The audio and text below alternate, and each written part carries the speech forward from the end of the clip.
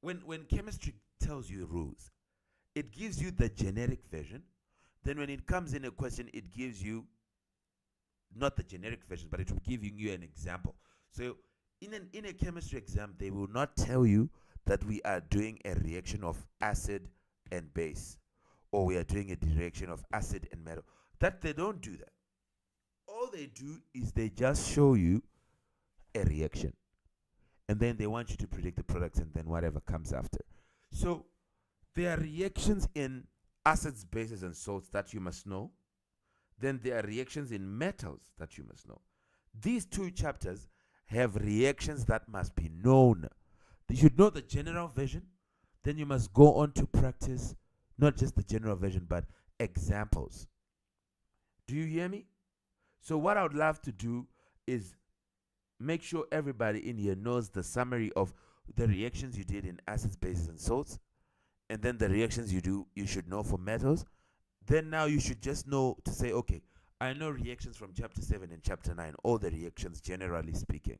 Then you now start to do examples and examples. I'll give you those questions. So in here, the metals one, these are 4 reactions that they were supposed to know, because those reactions are the reactions that you now work with on the reactivity series.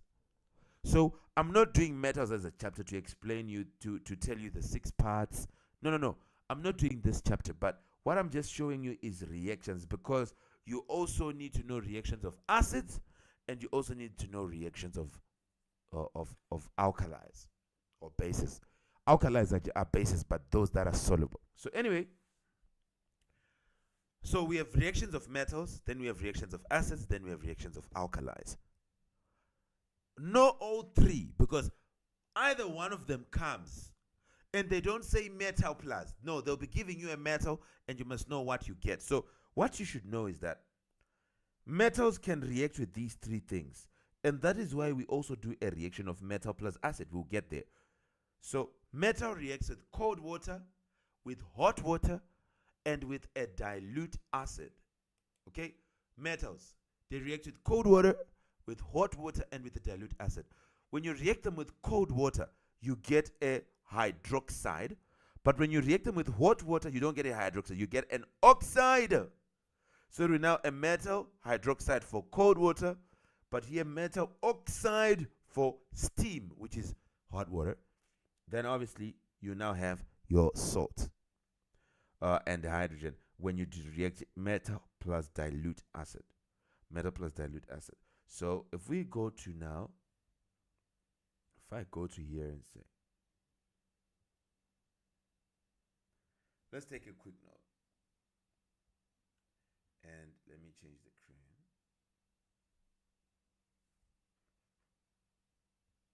And we say, all right, in this paper, what we just want to do is to remind each other, remind ourselves to say, okay, what are the reactions that we did for acids? What are the reactions that we did for alkalis?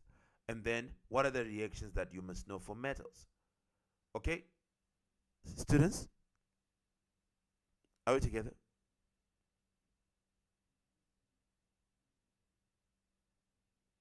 Hello? Guys? All right. So let's put, in no time at all. We say here, metals.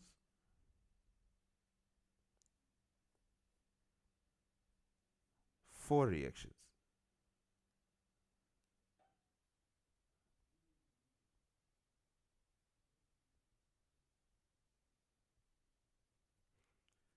Any metal that reacts with cold water. It's not that all metals react with cold water. No, that's not what we are saying. Don't make us say what we're not saying. But we are saying, for the metals that do react with cold water, here is what you get. So you're going to say metal plus cold water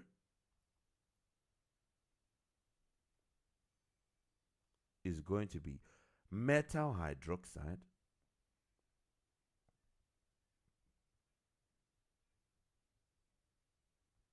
plus hydrogen.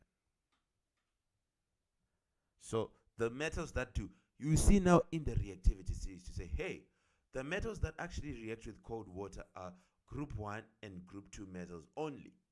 But those, when they do react with it, what they will give you is they are going to give you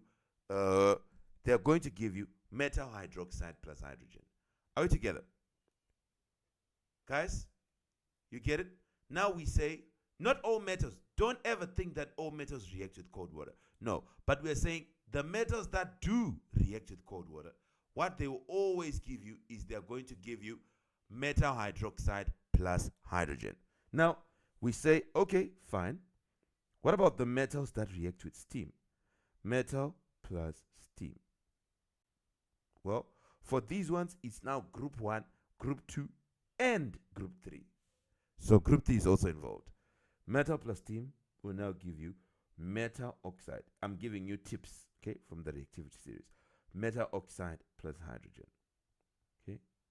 So metals that react with cold water give you metal. This is group 1 and group 2. This is now group 1, 2, group 3. So I can say group 1, group 2, and group 3. These are the metals that react with steam. It is metal oxide plus hydrogen.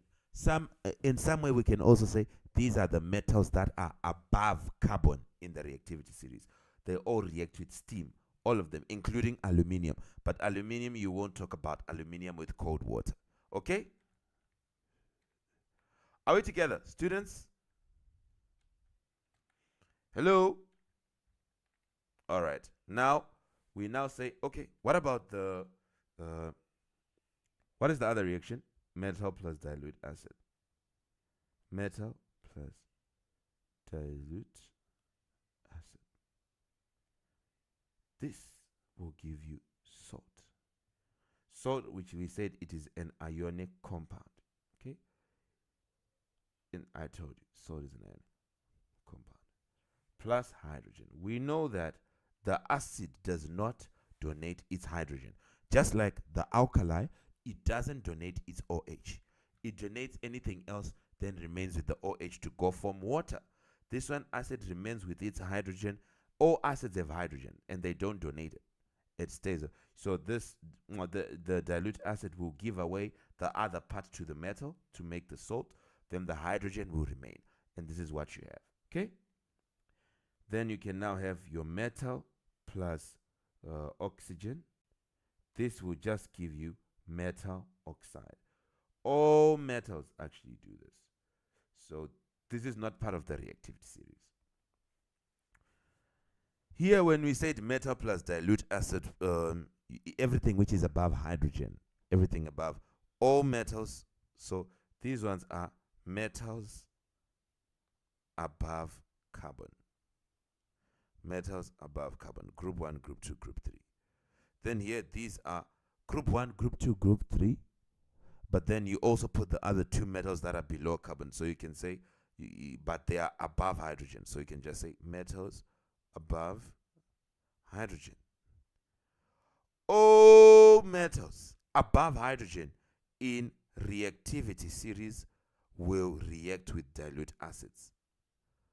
Are we together?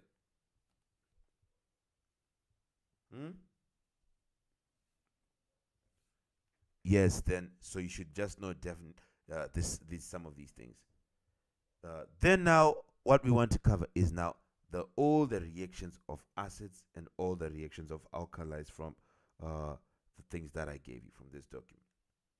So we see all the reactions of acids and all the reactions of alkalis that we have to know. Let's go through them. So I kind of did them with you last week, but I'm just going to put them again with you right now. So say acids. Say acids.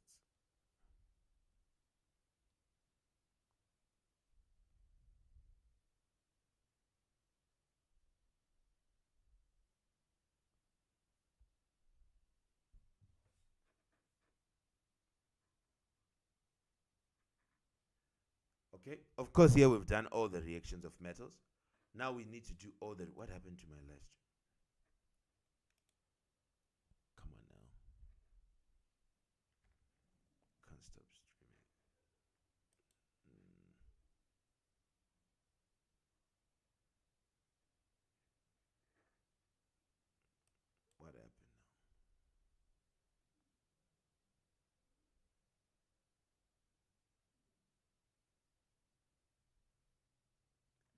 Can you guys hear me nicely? Students, class?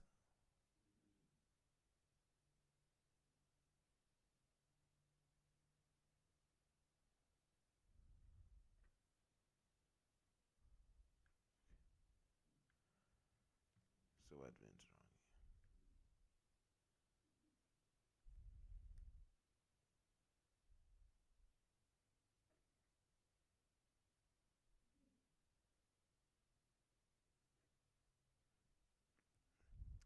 All right. Anyway, let's just put them.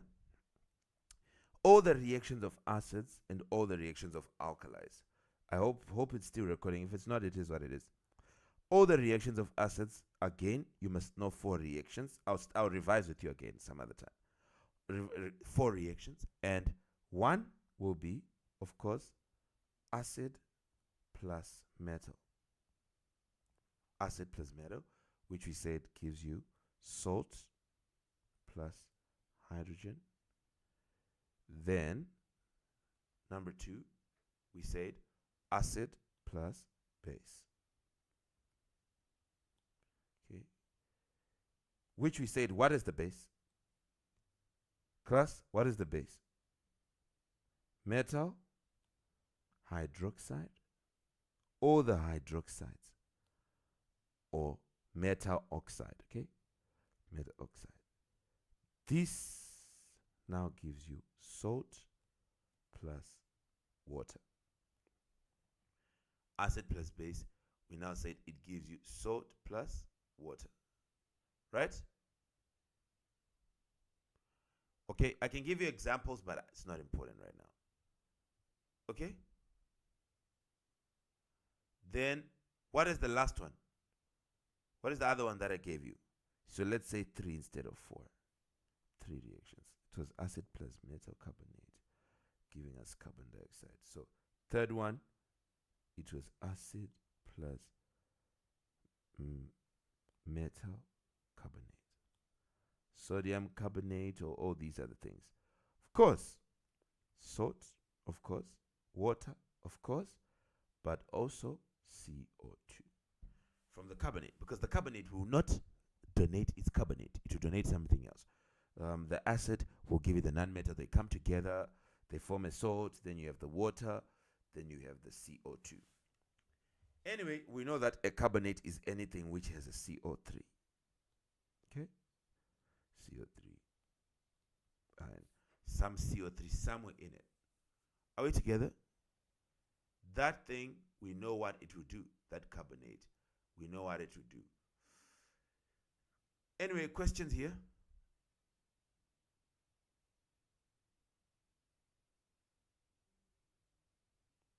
Questions? All right. Now, what about the alkalis?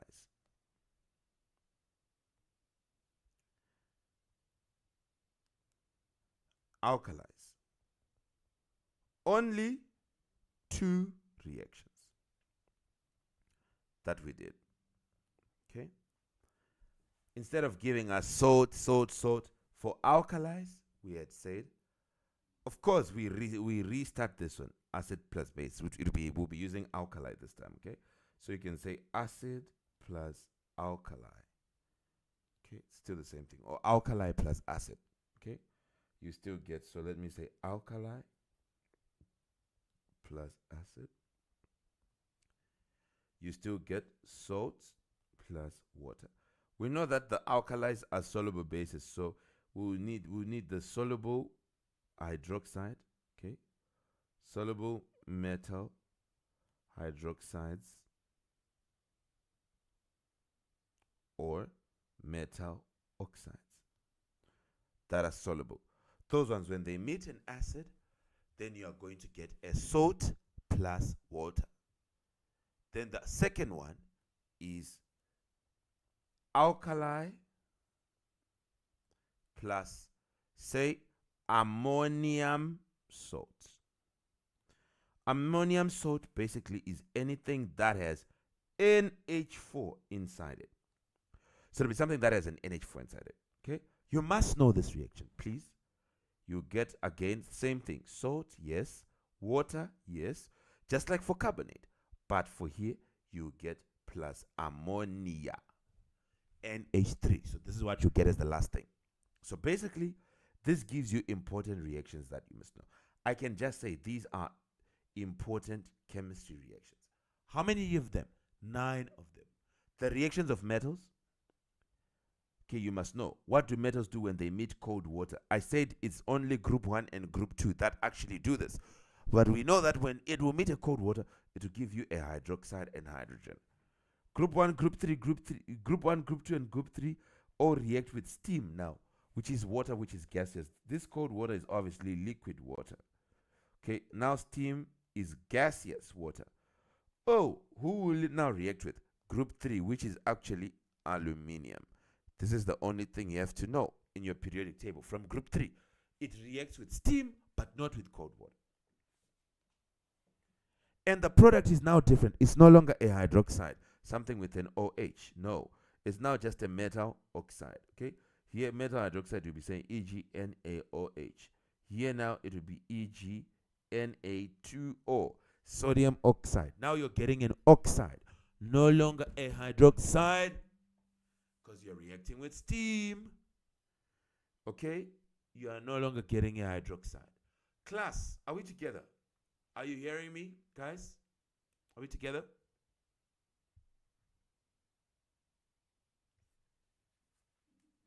Make sure you know these 4, okay? And what it does when they react with the dilute acid.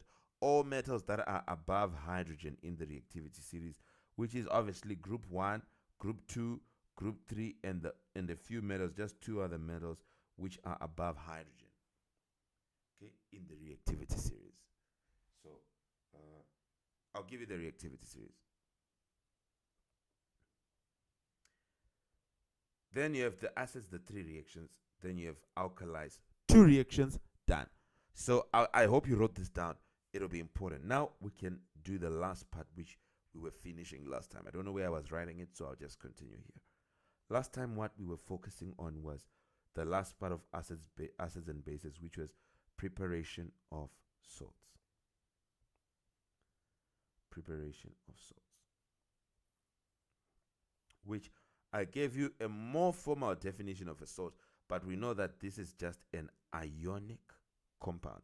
Whenever you see in chemistry the word salt, you should look for, or the only time it is not an ionic compound, it is if it has something like ammonium. If it has ammonium, which is a plus, then it is a non-metal. Other than that, it will be metal plus non-metal.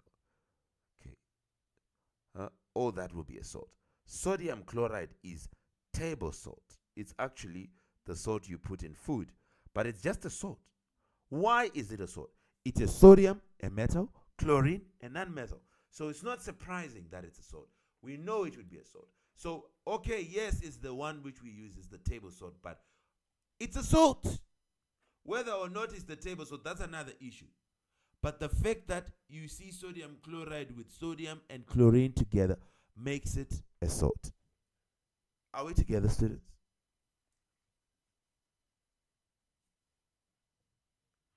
Students, are we together?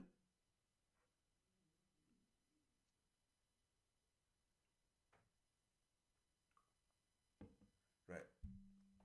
So now I had given you last time the solubility rules for preparation of salts. And usually when we use them, we'll be trying to prepare an insoluble salt. That is what we would be trying to do when we do the solubility rules. What we'll be trying to prepare is an insoluble salt. So here we were just looking at, okay, what do we have as the rule?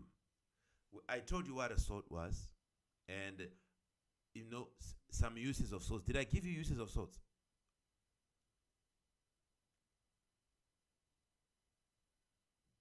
Class, did I give you uses of salts?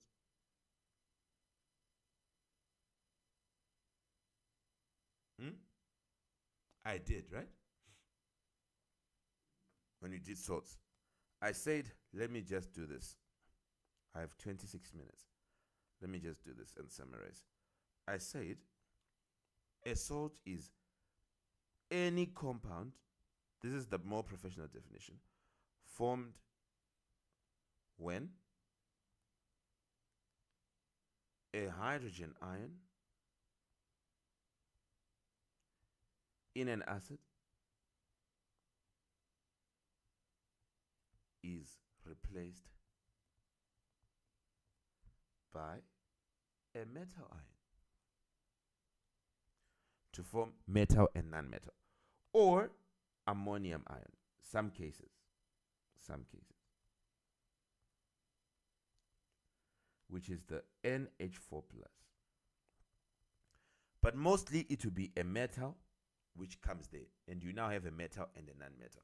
So e.g.,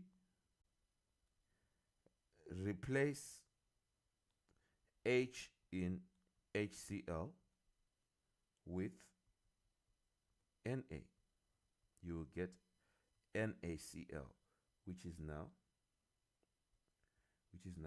a salt called sodium chloride. Now, if we say uses, why are we even studying salts? Uses of salts: you have 1, fertilizers; 2, batteries; and fungicides and cleaning products. So fungicides and cleaning products. So these are uses of salt. Okay, whatever, fungicides. Also, they're used in health. So salts are also used in healthcare. Right. Which salt is used in fertilizers? Ammonium salts. So you can say ammonium salts. Okay, a lot of fertilizers have this.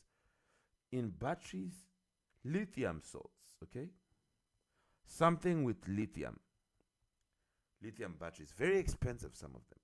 Then in fungicides, they use copper. Then in cleaning products, that is where they can use sodium carbonate. Salts. Sodium carbonate is a salt itself, because this is a metal, these are non-metals. Healthcare, magnesium. So you can say magnesium sulfate. You should just know this uses of salts and which one is actually used. Right? Now, I told you actually also about naming of salts. And I said, first part is derived from the metal. So the metal or base, which is or ammonium. Metal being used, okay, or ammonium, if it is coming from ammonia. Right. Then second part is from the acid that was used.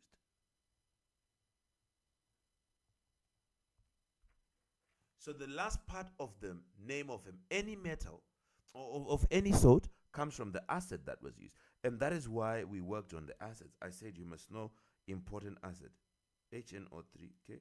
So I said you must know important acids, which I said one was HNO3, which is nitric acid. Then you must know HCl, which is hydrochloric acid. Then you must know H2SO4, which is sulfuric acid. And you must know H3PO4, which is phosphoric acid. You see, students, are you seeing this? Now, the salt, okay, salt produced will be here. When you produce a salt with nitric acid, it would be nitrate, okay, the last name. It should be nitrate because it's from nitric acid. Then here it should be chloride, the last name. We need to see it as sodium chloride or whatever. Then sulfuric acid, it should be sulfate. Then for phosphoric acid, it should be phosphate. This is the last name of the salt.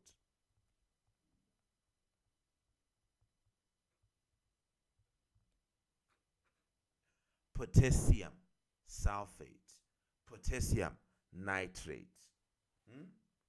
The salt produced, the name, the last part of the name comes from the acid. And I've given you last part of the name. Okay? Are we together?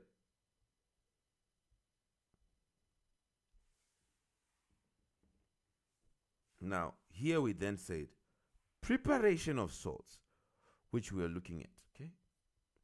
Preparation of salts depends on one. Okay, or the preparation of salts depend on. When we say preparation of salts, we are saying method used. Method used. Okay, method used to prepare. It depends on one, whether the salt to be prepared is soluble or insoluble. So when you are choosing a method to prepare salt, you must know solubility rules so that you know, is it a soluble salt or is it an insoluble? Are we together? Number two, I kind of said these things and I gave you whether the base is soluble or insoluble. Then number three, the last one is what say whether a metal is used or not. So see if we need to use a metal or not. Now, and I gave you what those things, I gave you the definitions. Why do I feel like I'm repeating things I've told you? I told you what to decant is to do, right? And what soluble insoluble means, what filtrate, what precipitate means, what residue means, right? I did. Yeah, I did. The key terms. Okay? I told you. The most important ones I want is precipitate, filtrate, because I think you know soluble and insoluble. So let me just say soluble, insoluble. I'm going to move fast. Then alkali, precipitate,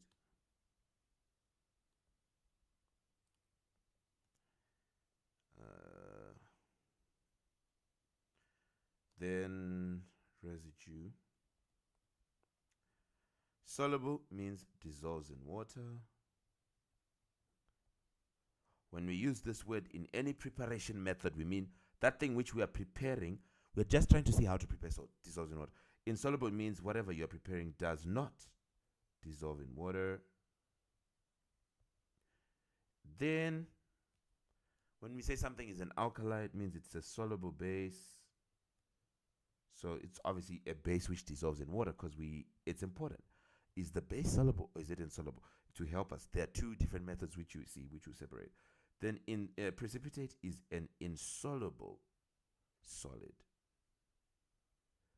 that is formed during a reaction.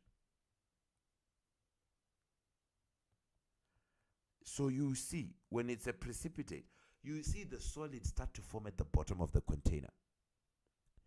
That is what we call a precipitate. It's a solid which is being formed as the reaction is continuing. And you see that solid beginning to form at the bottom of the container. we see you do a lot of titration reactions, guys. You do a lot of reactions, so don't worry. You see a lot. You see a lot, and precipitation reactions. Let's see number 6. There's a question which I saw. I'll put it for you. Not today. Today I need to focus on questions on this precipitation stuff. Liquid, a filtrate is obviously the filtrate is not what remains. No, don't you make that mistake. That's residue. Filtrate is the liquid, the solution. Instead of saying liquid, should I say the solution? Okay, because the liquid usually has something. Solution, okay, liquid involved. Solution that passes through filter paper. Filter paper does not stop things that are dissolved. Don't lie to yourself. Filter paper only removes things that are not dissolved. So anything that dissolves will easily just go through the filter, and it'll be the filtrate. Residue, rock, stones, sand, all these insoluble things, those are the things that are residue. So this is solid left on filter paper. Then crystallization, which we said you will now do it after filtration. You evaporate the water, then you take the solid, you put in the sun, it forms crystals. So this is now formation of crystals from solution. And then, obviously, to decant, which is the 8th and final thing, is to carefully pour out, or say pour off, liquid. Any liquid that will be needing to be poured off. Okay?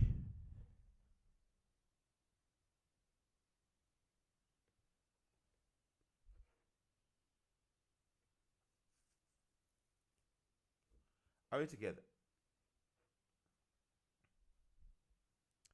Now, preparation of soluble salts. I really want to finish this. We can't keep doing this thing. You should know how to do it. Preparation of soluble salts. We said there are 2 main methods. Okay, of which those methods you can change 1 or 2 things and you get a different method. So, but just say there are 2 main methods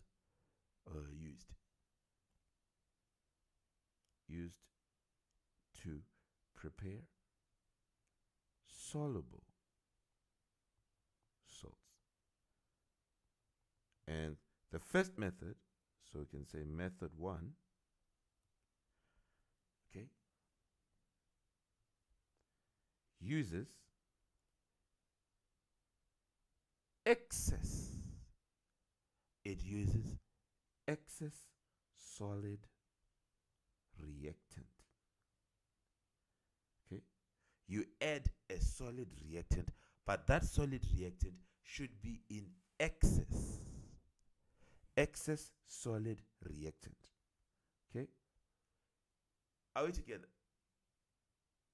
Excess solid reactant, or say excess solid insoluble reactant. And then you can say metal, or you can use an insoluble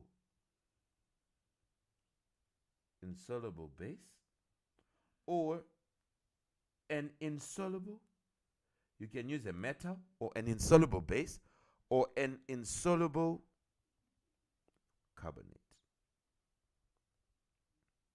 metal carbonate. You will use these, any of these 3.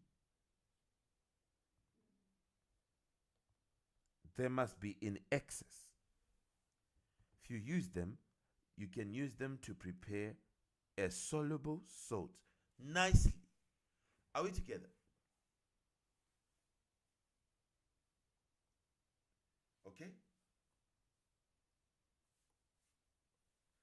let's do it. Let's do it. So this would be 1, 1A. This is method 1B. This would be method 1C. So if we use, so say 1A, using metal. Okay? Use any metal. You know that metals are insoluble. So please don't come here and tell me metals are soluble. A metal, a straight metal, what are you talking about? No. So if we use a metal, what would you do here? Okay? So you say metal plus acid. Okay?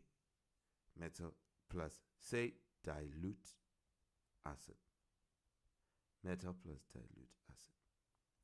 Are you seeing this, students? Let me show you the metals you can use here. I'll go to this table. No, not this.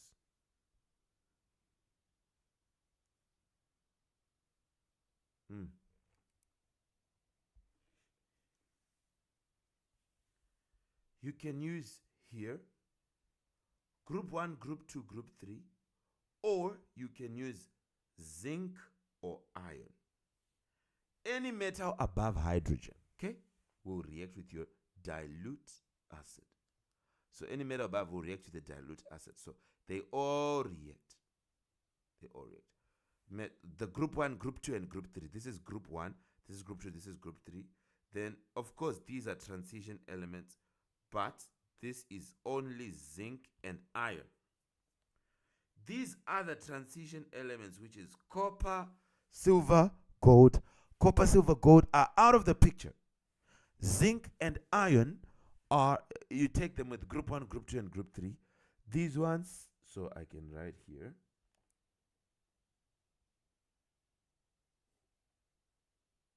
To say metal plus dilute acid. I'll say the metal, this metal should be group 1, group 2, group 3, or zinc or iron. Okay. You can choose one.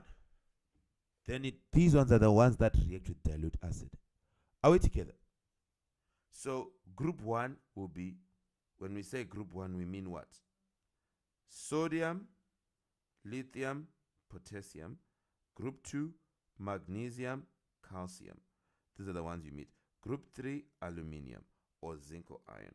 So we can use magnesium. Yes, we can use magnesium. We react it with dilute acid, but remember, it should be in excess. Are we together? So let's put the general method of doing this. Class, let's put the general method, the method. Step 1, add dilute acid to the beaker. And then, okay, you add dilute acid to a beaker. I hope you know the chemistry instruments. Here's your beaker, like this. So in here, you're going to add dilute acid. Then what are you going to do? You will add the metal. So I want you to say, add the metal slowly whilst stirring. So basically, you will need a stirring rod.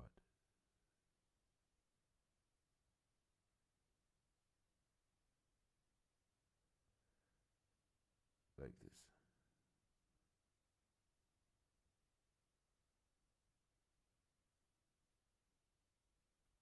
You need a stirring rod, and you'll be stirring around.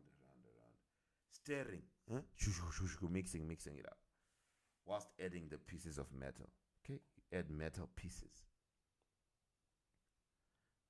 Okay, stop when no more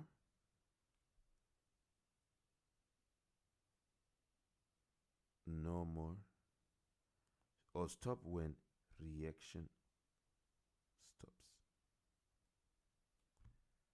Okay? How do you know when reaction is stopped? Metal plus acid is salt plus hydrogen, so there'll be no longer bubbles. So obviously reaction is stopped. Okay? Are we together? No more bubbling.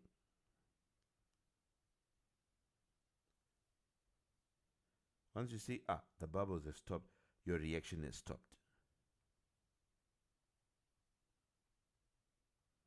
No more bubbling. Now, any metal that you see at the bottom is excess metal. So you now need to filter it. So you now say filter excess metal, which is metal that is at the bottom, okay? Which is solid metal at bottom, no more bubbling of hydrogen gas. Solid metal at bottom of beaker. Solid metal at the bottom of the beaker. Okay, filter it off.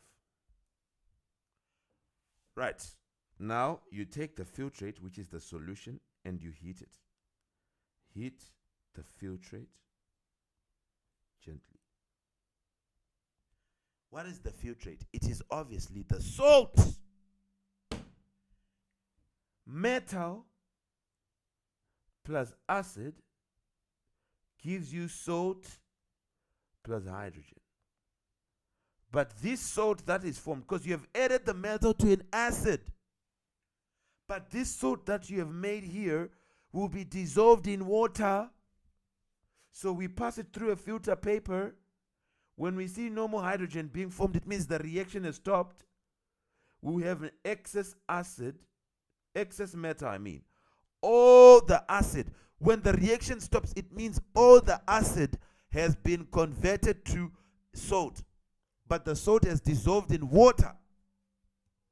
So in reality, the acid is no longer there. You take the filtrate, which we know what the filtrate is. It is the solution which has passed through the filter paper. Then we heat it gently to what? To evaporate the water so that we remain with the salt. Okay? But don't overheat it until you start. You say to me, sir, what is the importance of crystallization? Let me tell you something. If you take a solution and you want salt, which is the solid dissolved in that solution, and you heat it and heat it and heat it until all the water is evaporated, that's not smart. Because you are going to melt some of that salt. You're going to melt it. So what you must do, you evaporate it until a little bit of water is left. Just a little bit. Then you put it out to dry. Or we say you leave it to crystallize, which means you put it out in the sun for the rest of the water to evaporate from the sun, not from you heating, because you melt it. That is why we do crystallization. You hear me? So that we don't melt our solid, which was dissolved in the solution. Do you hear me?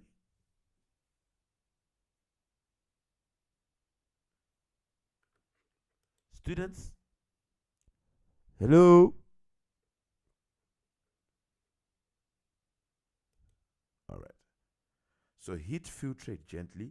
Of course, we're going to heat it until, obtain a concentrate solution, which means just a little bit of water is left. Then what do? You leave the solution out to crystallize. Then what you do? You take the dry crystals of the salt. Oh, so you have prepared a salt. Yes. What made us be able to do it? This salt was a soluble salt. This salt was a soluble one. That's why we were able to use this method. Are we together? It's going to be the same whether you use an insoluble base or what. But what is important is we are preparing a soluble salt. Okay? So whether you use a metal or insoluble base or insoluble carbonate, which you can talk about still, what is very important is we have prepared a soluble salt.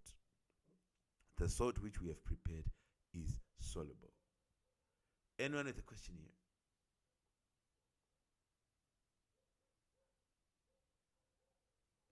Anyone with a question? All right. We'll work on the last preparing insoluble salts, okay, and do some questions. I'm going to generate a few questions and send them based on what we have done. 5-5, okay? Just so that you write and submit.